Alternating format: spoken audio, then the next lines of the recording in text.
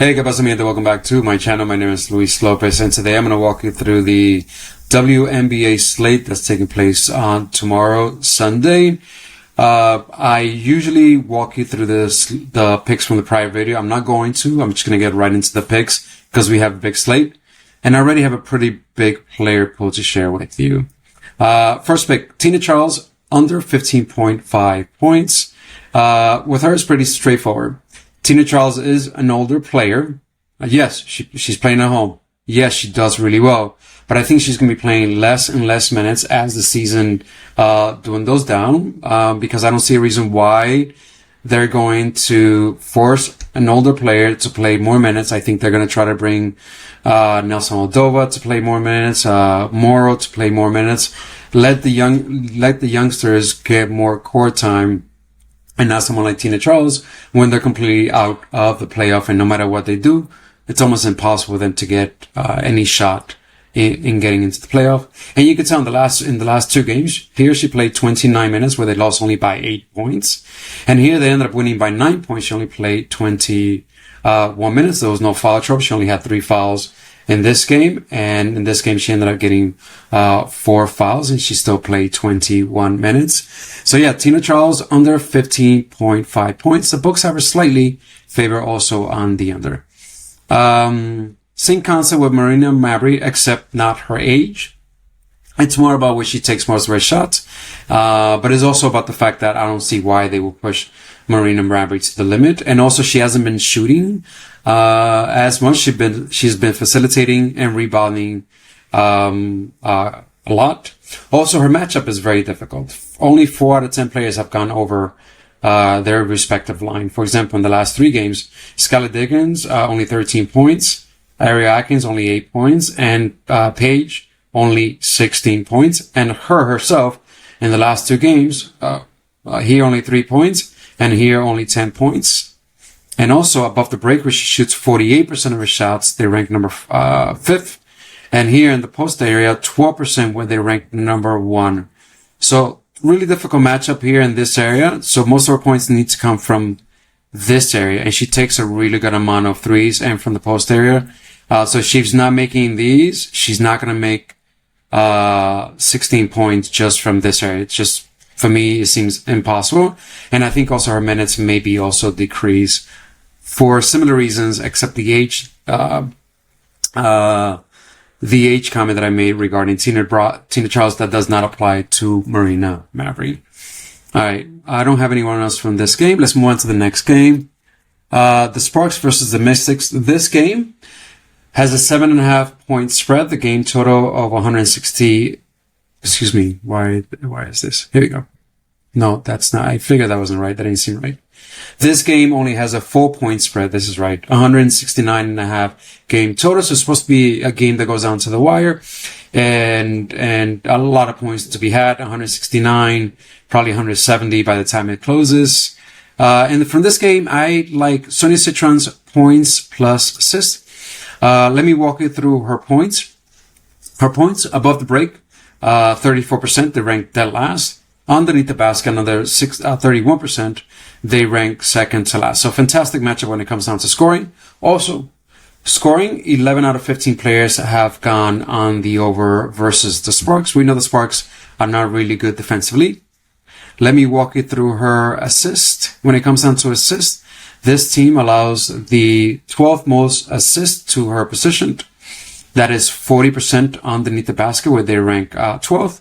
Another 23% above the break, where they rank dead last. And here in the non-restricted area, another 29%, where they rank 6th. And the corners, another 8%, where they rank second to last. So it's just a fantastic matchup when it comes down to Sonia Citron. I decided just to combine both points and assists because of this. Head-to-head, she dropped 6 in both games. Head-to-head, when it comes to points, she did not do well. But there's no Brittany Sykes, so I expected to score more, and I expected to assist more. And also when it comes down to her scoring, only under twice in the last 1, 2, 3, 4, in the last 8 games, only under twice. In the last 5 games, I mean, you can see the chart right here. I don't need to be going through this with you. You can just see it's plain and simple. It's right in front of you. and fantastic matchup overall. More usage, as I pointed out before, no Brittany Sykes. And Shakira Austin is still questionable. No Shakira Austin, more Sonia Citron. And if Shakira Austin plays, that's going to open up the lane even more for Sonia Citron. So benefits in either way. All right. So Sonia Citron over 19.5 points plus assist. Do I have another player for you? Yes, I do have. Derek Hamby over 14.5 points. This. Gorgeous greenery. Okay. Season average 17.8 points. 23 out of 30 times has gone easily on the over. Her line is at 16.5 points. I still think it's a good line against them. She dropped 26 the first game.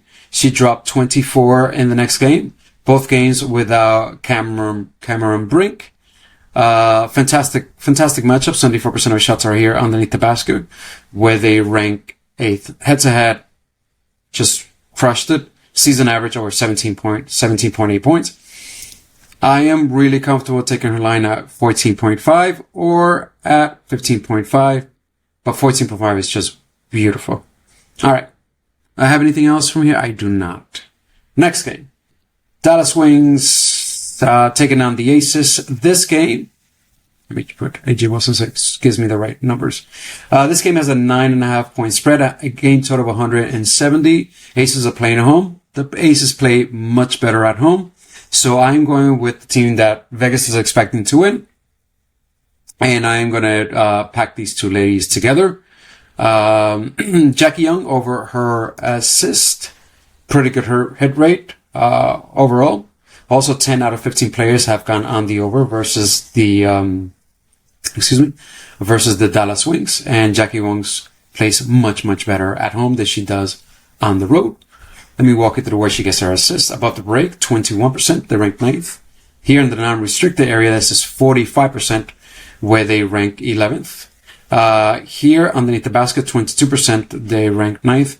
And this area is mainly where AJ Wilson. Here in this area is a lot of AJ Wilson scoring. And also in the corners here, another 12%. This is relevant because they rank dead last when it comes to assists allowed. And my next play would show you why that's the case, why I'm pointing this specifically out. So first, assist on Jackie Young over 4.5 assists. Now, that correlates nicely with this young lady, Jewel Lloyd, and her threes over 1.5 3-pointers made. We know the story with her, coming off the bench. Fantastic. Also, head-to-head with them. On the road, missed the one, went over once, but now she gets to play at home. Rocked them for 5. Head-to-head with them, but playing at home. Now, with her, you can take her 1.5 3-pointers made or a demon at 2.5. I'm going to play both, once I mix and match my slip, but this is definitely one of the demon plays that I'm highly considering. Now, the Jackie Young assist is relevant because of this. Lloyd is taking a lot of threes from the corners. She's not doing a lot of threes from here. She's doing it from here. And look, 16%, they rank second to last. And this side, another 4%, they rank third to last. So she's going to be shooting mostly from here. And if we go back to Jackie Young's assist, another 12%, and they rank dead last. So a nice correlation between Jackie Young and Jewel Lloyd for you to consider as part of my player props. Phoenix, Seattle. From here I have two ladies. Skylar Diggins over her assist. Nice hit rate. Dropped 11 in the last game. Head-to-head. 4. First game. Second game, 14. Last game, 7. On the road. Miss 1, 4, 7. Home, where she's playing. She dropped 14. Okay? If she's double teamed, she's going to have to dish the ball out a lot, where this young lady may benefit from scoring. And she has a 9.5 point line. Nice hit rate. Head to head, really nicely. On the road, missed one, crushed the second one. Home, went on the over. Not one of my players, but Skylar Diggins, but something for you to consider is my point. Skylar Diggins over 4.5 assists, 5.5 assists is a play. You can also dumb it down to 4.5, which she has a nice higher hit rate of 21 out of 30. Next player is Juana Bonner, over 9.5 points. Last 4 games, great momentum, great hit rate. Also, she is playing her established minutes, anywhere between 24, 23, 26, and anywhere between 23 and 26 minutes. So I expect to get more or less the same. She has 2 shooting zone mainly underneath the basket, 36% where they rank 9th. Nice, really nice matchup. Above the break, difficult matchup. 30% of her shots are here, where they rank number 2. How she gets her points: cut, information not available. Free throws, 6. Transitioned, 9th. Spot up, 3rd. Off screen, 9th. Pick and ball, 9th. Look, the one Bonner is a scorer. Anyone that watched in Connecticut last season knows she scores. She finds a way. If her threes are not hitting, she's going to drive more to the basket. She should easily go over this line on 9.5. The books already have her favor on the over 9.5. Price Picks still hasn't made the adjustment. So you can still find her at 9.5. So this game is expected to stay close all the way down to the end, which in turn favors the Skylar Diggins assist and favors the Juana Bonner's points. So nice, a nice little thing going on here with Skylar Diggins and the Juana Bonner from that one game. Just in case you just want to do a 2-leg parlay for one game, I think that's a nice little combo. Atlanta, Golden State, last game. Ryan Howard, above the break, 64% of his shots. They rank 11th. 2 games back, playing 4 minutes, dropped 25 and 21. With Ryan Howard, you can also consider her threes, because of this, the above the break, how she shoots. You can consider her gobbling at 1.5 or her demon at 2.5. I just went ahead and did the points. Just because from here, let me show you the last 2 games. She took 12 3-pointers in this matchup against the Storm. Let me show you the threes. There you go. Against the Storm, she ended up taking 12 here. She ended up getting 5 of them.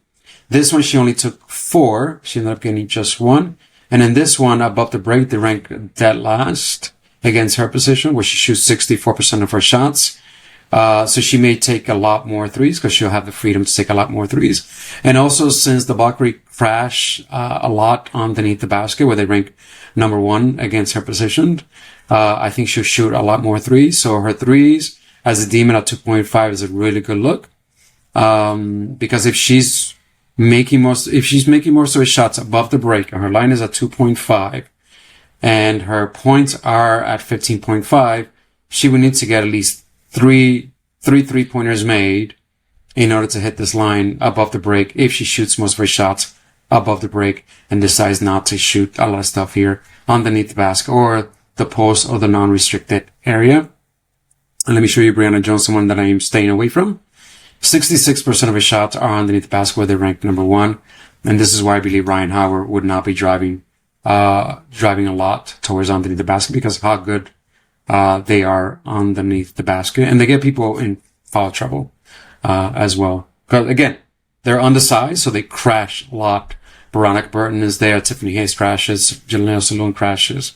Sandra Cini crashes. She drives above the break, and she crashes underneath the basket. Again, they're trying to make up for the size that they lack. Brittany Griner may have a good matchup if and when there's a nice line out there for her. But anyway, from here, only Ryan Howard. You can also consider Alicia Gray on her points. 50% of her shots are above the break. I just prefer Ryan Howard, who's been red hot. Anything else? No, that's it. Hey, don't forget to like, subscribe, leave a comment. The whole thing. The algorithm thing. All right, my friends. Hey, best of luck. God bless you. No, you know what? I have one more thing. I did want to share the slip that I put in. Marina Barry under 15 points. Tina Charles under 15.5 points. Derek Hamby over 14.5 points. Sona Citron over 19.5 points plus assist. Skylar Diggins over 5.5 assists. And Ryan Howard over 15.5 points. That's an actual slip that I put in as a flex play over prize picks. I'm going to utilize my entire player pool, and then I'm going to mix and match and make 2 to 3 more slips. That's it, my friends. Hey, God bless you and your family. Que Dios te bendiga. Y hasta la próxima. Ciao. Best of luck.